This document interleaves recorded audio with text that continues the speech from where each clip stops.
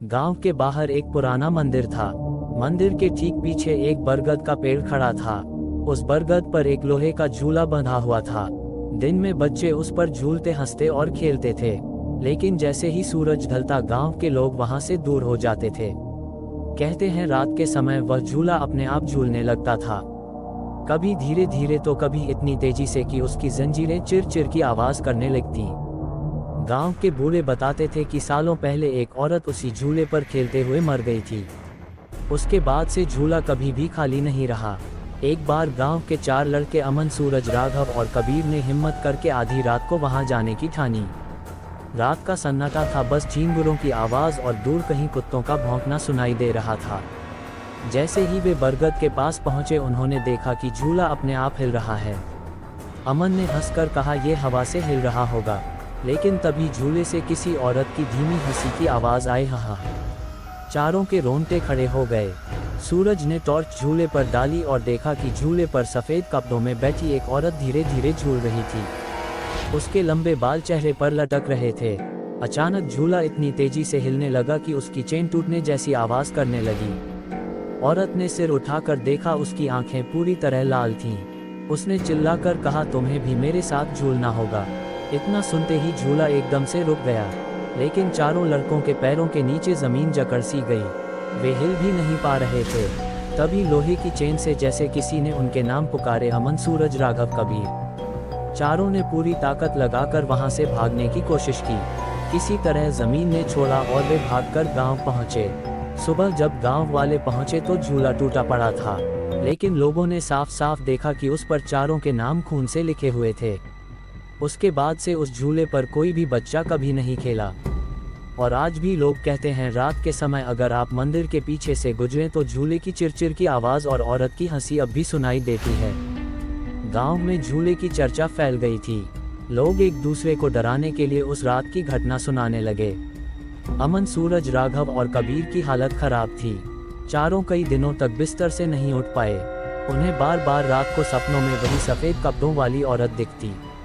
सपनों में वह झूले पर बैठी रहती और उन्हें बुलाती, आओ तुम्हें भी झूलना है मेरे साथ। कभी कभी सपने में वह झूला खुद ब खुद उनके कमरे में आ जाता और दीवार से टकराकर भयानक आवाज करने लगता। गांव की सबसे बुजुर्ग दादी रामप्यारी ने उस औरत की कहानी सुनाई। उन्होंने बताया, सालों पहले इसी गांव की एक लड़की थी, सुशीला। वह बहुत हंसमुख और चंचल थी। उसे झूले पर झूलना बेहद पसंद था। जब भी मेले लगते सबसे पहले वह झूले पर ही जाती। बरगद के पेड़ के नीचे उसका पसंदीदा झूला बंधा रहता था। लेकिन एक रात गांव के ठाकुर के बेटे ने उसके साथ जबरदस्ती करने की कोशिश की। सुशीला ने विरोध किया और भागने की कोशिश की। ठाकुर का बेटा उसे उसी झूले पर खींच लाया और गुस्से में उसकी गर्दन पकड़ ली। सुशीला की चीखें सुनने वाला कोई नहीं था। वह वहीं दम घुटकर मर गई।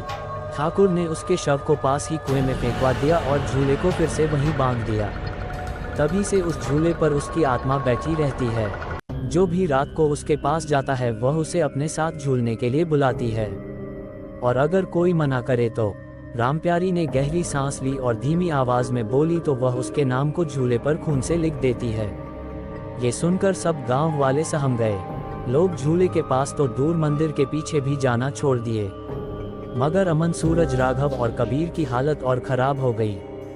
उनके घरों में अजीब चीजें होने लगी। रात को दरवाजे अपने आप खुल जाते, दीवारों पर खून से झूलो मेरे साथ लिखा हुआ मिल जाता और कभी कभी खिड़की से सफेद साया झूलते हुए दिखता। एक रात राघव ने हिम्मत करके कहा, हमें इस झूले का सच जानना होगा, वरना यह आत्मा हमें कभी चैन से जीने नहीं देगी। बाकी तीनों डर गए लेकिन मजबूरी में मान गए। वे चारों एक तांत्रिक के पास गए। तांत्रिक ने ध्यान लगाया और कहा, यह आत्मा अपमान और अधूरी इच्छा से बंधी है। वह हर आत्मा को अपने साथ झूलने के लिए मजबूर करती है। जब तक उसके साथ हुआ अन्याय उजागर नहीं होगा, उसकी आत्मा शांति नहीं पाएगी। चारों ने तय किया कि वे आधी रात को झूले के पास जाएंगे और सुशीला की आत्मा से सीधे सामना करेंगे। उस रात गांव पर घना अंधेरा छाया हुआ था। बरगद का पेड़ और झूला अजीब आवाज कर रहा था। जैसे ही वे पास पहुंचे, झूला खुद ब खुद झूलने लगा। अचानक सफेद कपड़ों में वह औरत सामने आ गई। उसकी आंखें लाल, बाल बिखरे और चेहरा खून से सना हुआ था। उसने चीख कर कहा, अब तुम बच नहीं सकते, आओ मेरे साथ झूलो।